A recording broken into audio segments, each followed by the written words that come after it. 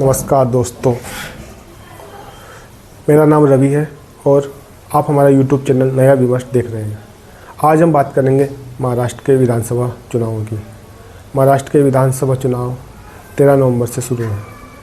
महाराष्ट्र के विधानसभा चुनाव में दोस्तों क्या हो रहा है?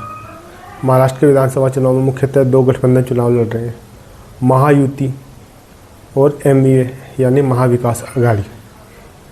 MVA में कांग्रेस है, जैसा कि आप सभी जानते ही हैं, कांग्रेस का गठबंधन है ये। कांग्रेस है, NCP शरद चंद्र पवार है, इसके अलावा शिवसेना UBT है, उद्धव बाल ठाकरे की। दूसरी तरफ महायुति के अंदर BJP है और शिवसेना शिंदे है, इसके अलावा अजीत पवार वाली NCP है। तो क्योंकि पिछले लोकसभा चुनाव में अगर हम देखें तो वहाँ पर महाविकास आघाड़ी को सीधी बढ़त दिख रही है अब, लेकिन उनके वोटों में अंतर ज़्यादा नहीं था। और उसके बाद में कांग्रेस सबसे बड़ी पार्टी बनी है। कांग्रेस को सबसे ज़्यादा सीटें मिली है, 13 सीटें लोकसभा में।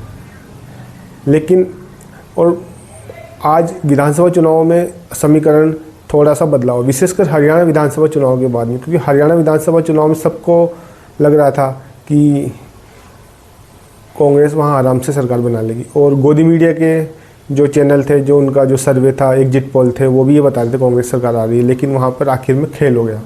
अब इसके बाद में कोई भी प्रेडिक्शन करने से बच रहा है। कोई भी न्यूज़ चैनल, कोई भी यूट्यूब चैनल या कोई भी जो ओपिनियन बताते हैं सर्वेकर्ता, चुनावी विश्लेषक नहीं बता पा रहे।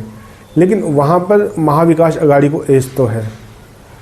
वहाँ पर अभी भी वहाँ पर कांटे की टक्कर है। एक महायुति गठबंधन ने लाड़की बहना योजना चालू की थी, उसके बाद से महिलाओं के खाते में 2100 रुपये आने शुरू हुए हैं।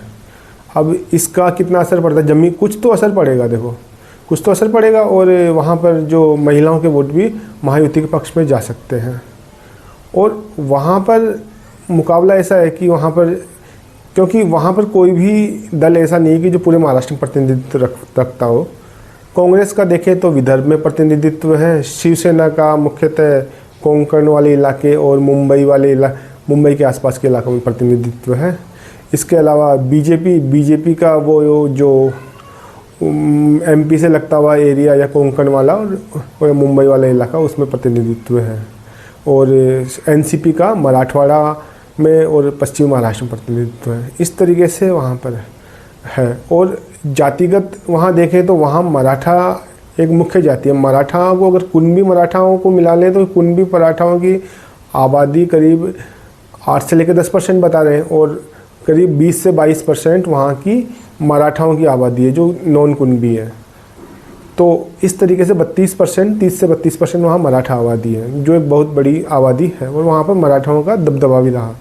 केवल दो बार को छोड़कर वहाँ पर हर बार मुख्यमंत्री भी मराठा बना है। लेकिन मराठा आरक्षण आंदोलन था, वहाँ जोरांग पाटिल ने पहले चुनाव लड़ने की घोषणा की और बाद में उन्होंने मना कर दिया, क्योंकि जोरांग पाटिल अगर चुनाव लड़ते हैं तो मराठाओं के वोट बढ़ते तो उससे फ़ायदा महायुति गठबंधन को होता।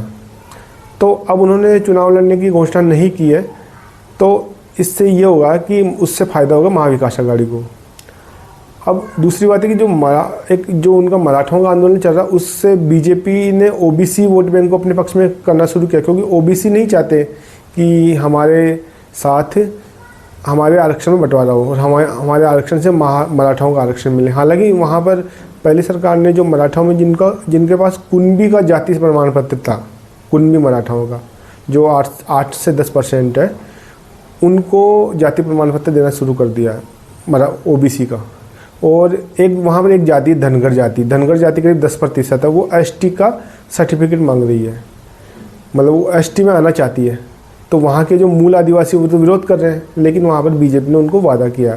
तो ये भी एक बदल सकता है। और एक टिकट वितरण का भी रहेगा कि वहाँ पर जैसे कि इन्होंने टिकट कैसे बांटे हैं, क्योंकि वहाँ पर कांग्रेस लोकसभा के बाद में सबसे बड़ी पार्टी बनी और कांग्रेस की ये था कि वो 110 से 120 सीटों पर चुनाव लड़े। लेकिन बाद में शरद पवार ने ये गेम खेला कि सबको घोषणा करवा दी कि हम 85 सीटों पर तीनों लड़ेंगे। अब आज की तारीख में देखा जाए तो कांग्रेस करीब 103 सीटों पर चुनाव लड़ रही है और उद्धव बाल ठाकरे 93 सीटों पर चुनाव लड़ रही है। इसी तरीके से 87-88 पर एनसीपी शरद पवार की पार्टी चुनाव लड़ रही है। वहाँ सबसे ज़्यादा वैसे बीजेपी महायुति गठबंधन देखें तो बीजेपी सबसे ज़्यादा सीटों पर चुनाव लड़ रही है, करीब 150 के आसपास। और सबसे कम अजीत पवार की जो एनसीपी वो सबसे कम सीटों पर चुनाव लड़ रही है। तो महायुति में तो मुख्यमंत्री पद का झगड़ा नहीं है, क्योंकि वहाँ पर अगर देवेंद्र फडणवीस बीजेपी की सबसे ज़्यादा सीटें आती है और आएगी भी, तो देवेंद्र फडणवीस मुख्यमंत्री होंगे, लेकिन शिंदे भी इतनी आसानी से कुर्सी नहीं छोड़ेंगे। लेकिन महाविकास आघाड़ी में अभी तक ये मुख्यमंत्री पद का फैसला नहीं हुआ है। उद्धव बाल ठाकरे ये चाहते हैं कि मैं ही बनूँ, क्योंकि वो पहले मुख्यमंत्री थे और शिवसेना का पुराना आधार भी है, और मुख्यमंत्री पद के ऊपर ही तो वो बीजेपी को छोड़ के आए थे। लेकिन कांग्रेस ये चाहते हैं कि क्योंकि मैं अगर मेरी सबसे ज़्यादा सीटें आती है तो मैं बनूँ, और शरद पवार देखते हैं कि अगर क्योंकि उनका लोकसभा में स्ट्राइक रेट बहुत अच्छा रहा था, तो शरद पवार की पार्टी एनसीपी का अगर आती है तो वो अपनी बेटी को बनाना चाहेंगे। तो बाद में इनमें अभी तक मुख्यमंत्री पद का नहीं कर सकते कौन होगा, तो अब लेकिन मुख्यमंत्री पद तो बाद में बनेंगे, पहले उस गठबंधन की सरकार भी बनाना जरूरी है।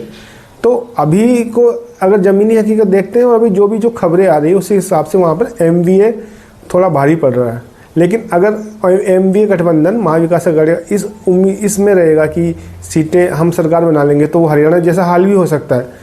तो साथ ही अभी ये कहना बहुत ही जल्दबाजी होगी कि किसकी सरकार आएगी, लेकिन ये कि मुकाबला कड़ा है और महाविकास आघाड़ी को स्पष्ट एज तो है। अब देखना ये होगा कि वो अपने कितने बागियों को मना पाते हैं और किस तरीके से जो वहाँ की जनता है, मुस्लिम है और जो दलित हैं, इसके अलावा जो मराठा लोबी है, वो किस तरीके से एमवीए के पक्ष में वोटिंग करते हैं। क्योंकि ओबीसी वोट का बड़ा हिस्सा बीजेपी की तरफ जाएगा, और जो जनरल वोट है हालांकि वहाँ कम है, ब्राह्मण वोट भी बहुत कम है और दूसरे जो अपर कास्ट है वो भी कम है। तो मुख्य वहाँ पर ओबीसी और मराठा जो है वो ज़्यादा वोट है। तो ये इस पर पूरा दामोदार रहेगा। और वहाँ पर मोदी का तो ऐसा कोई असर नहीं है, क्योंकि मोदी ने पिछले चुनाव में जितनी की थी 17 लोकसभा चुनाव में सभाएं की थी, उसमें से 14 में बीजेपी या महायुति के कैंडिडेट हार गए थे। और इस मामले में वहाँ राहुल गांधी का स्ट्राइक रेट थोड़ा ज़्यादा अच्छा था। और क्योंकि महाराष्ट्र में बहुत से आंदोलन हुए हैं और महाराष्ट्र एक काफ़ी मतलब बड़ा स्टेट है सीटों के हिसाब से भी देखें, और एरिया वाइज वहाँ दोनों के डिफरेंस एरिया है कि मुंबई अलग तरीके से वोटिंग करता है, विदर्भ अलग तरीके से वोटिंग करता है। वहाँ पर एक अंबेडकर का मूवमेंट भी रहा है, महात्मा ज्योतिबा फूले का मूवमेंट भी रहा है, तो वहाँ पर एक दलित मूवमेंट भी काफ़ी अच्छा रहा है।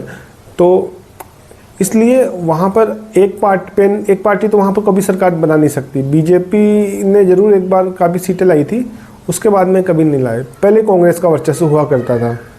एक संभावना यह भी है कि चुनाव बाद में कांग्रेस और एनसीपी एक होकर सरकार बना ले और एनसीपी का कांग्रेस में विलय हो जाए और कांग्रेस मुख्यमंत्री पद एनसीपी को दे दे, बदले में शरद पवार अपनी पार्टी का विलय एनसीपी में कर ले। ये भी एक संभावना बन सकती है। तो कांग्रेस की बेटी सुप्रिया सुले, शरद पवार की बेटी सुप्रिया सुले वहाँ पर मुख्यमंत्री बन सकती है।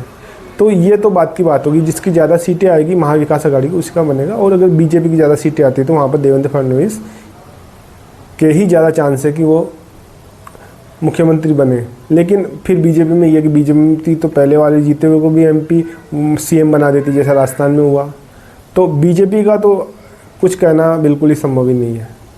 तो ये था मेरा वीडियो इसके महाराष्ट्र के विधानसभा चुनाव के ऊपर।